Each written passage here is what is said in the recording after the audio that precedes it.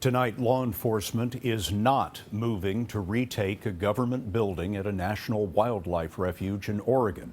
The building was seized 2 days ago by armed protesters, another flare-up in the generations-long showdown between ranchers and the largest landlord in the West, Uncle Sam.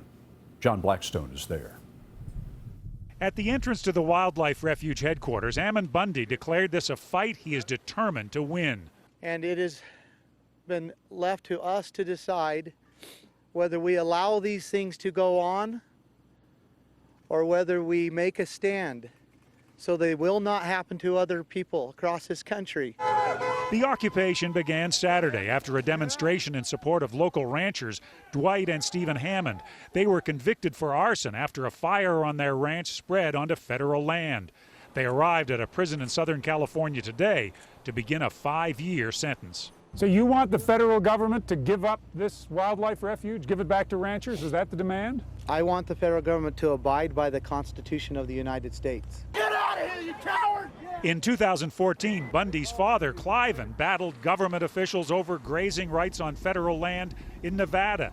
That escalated into an armed confrontation. So far in Oregon, there has been no confrontation. Not a single law enforcement officer to be seen for miles around the occupied refuge. Here inside the compound, there's plenty of heavy equipment, but we don't see any evidence of heavy defenses or even weapons by the occupiers. And frankly, we don't see many occupiers. While there is no evidence of broad local support for the occupation, in this wide open country, independence is highly valued. Jennifer Cady grew up here. The government's just getting so big that we're slowly being stripped of our freedoms, and people don't even see it. It's happening right under our nose. The county sheriff did have a message for the occupiers here today, Scott. He said if they're really here to help the people of this county, it's time for them to go home. John Blackstone reporting tonight. John, thank you.